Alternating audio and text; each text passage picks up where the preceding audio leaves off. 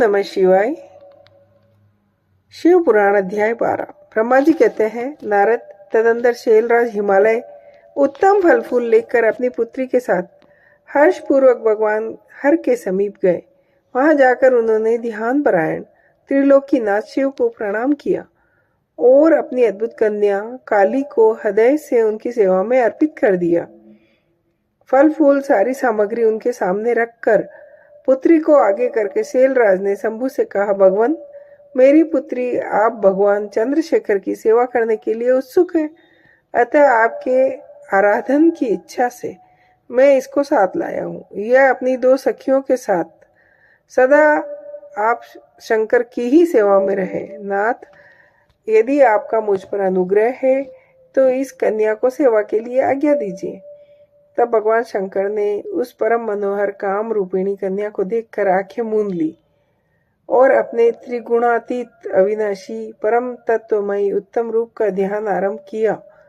उस समय सर्वेश्वर एवं सर्वव्यापी जटाजूटधारी वेदांत वेद चंद्र कला विभूषण शंभु उत्तम आसन पर बैठकर नेत्र बंद किए और ध्यान में ही लग गए। यह देख हिमाचल ने मस्तक झुकाकर पुनः उनके चरणों में प्रणाम किया। यद्यपि उनके हृदय में दीनता नहीं थी तो भी वे उस समय इस संशय में पड़ गए कि न जाने भगवान मेरी प्रार्थना स्वीकार करेंगे कि नहीं।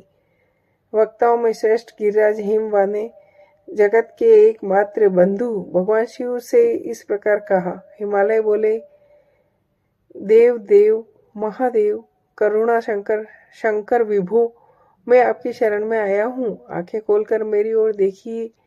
शिव महेशन, जगत को आनंद प्रदान करने वाले प्रभु महादेव, आप संपूर्ण आपत्तियों का निवारण करने वाले हैं। मैं आपको प्रणाम करता हूँ।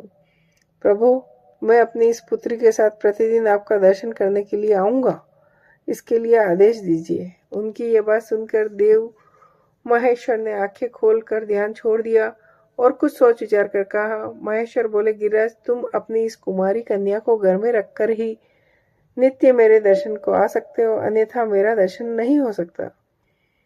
महेश्वर की ऐसी बात सुनकर शिवा के पिता हिमवान मस्तक झुकाकर उन भगवान शिव से बोले, प्रभु, यह तो बताइए किस कारण से मैं इस कन्या के साथ आपके दर्शन के लिए नहीं आ सकता? क्या यह आपकी सेवा के योग्य नहीं है? फिर इसे नहीं लाने का क्या कारण है? यह मेरी समझ में नहीं आता। यह सुनकर भगवान वृषभध्वज शंभु हंसने लगे और विशेषतः दुष्ट योगियों को लोकाचार का दर्शन कराते हुए वे हिमालय से बोले, शैलराज, यह कुमारी सुंदर कटी प्रदेश से सुशोभित चंद्रमुखी और शुभ लक्षणों से संपन्न है, इसलिए इसे मेरे समीप तुम्हें नहीं लाना चाहिए। इसके लिए मैं तुम्हें बारंबार रोकता हूँ। वेद के पारंगत विद्वानों ने नारी को माया रूपिणी कहा है। विशेषतः युवती स्त्री तो तपस्वी जनों के तप में विघ्न डालने वाली ही होती है। गिरिश्रेष्ठ में तपस्वी योगी और सदा माया से निर्लिप्त रहने वाला हूँ। मुझे युवती स्त्री से क्या प्रयोजन है?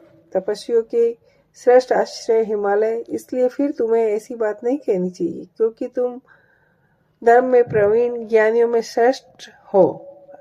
अचल राज, स्त्री के संग से मन में शीघ्र ही विषय वासना उत्पन्न हो जाती है, वैराग्य नष्ट हो जाता है और वैराग्य न होने से पुरुष उत्तम तपस्या से भ्रष्ट हो जाता है। इसलिए शैल तपस्वी को स्त्रियों का संग नहीं करना चाहिए, क्योंकि स्त्री महाविषय वासना की जड़ एवं ज्ञान वैराग्य का विनाश करने वाली होती है। ब्रह्मा जी कहते हैं, नारद, इस तरह की बहुत सी बातें कहकर महायोगी शिरोमणि भगवान महेश्वर चुप हो गए। देव ऋषि शंभु का यह निरामय निष्ठुर वचन सुनकर काली के पिता हिमवान चकित, कुछ व्याकुल और चुप हो गए। तपस्वी शिव की कही हुई बात सुनकर और गिरिराज हिमवान को चकित हुआ जानकर भवानी पार्वती उस समय भगवान शिव को प्रणाम करके विशद वचन बोली। जय हो।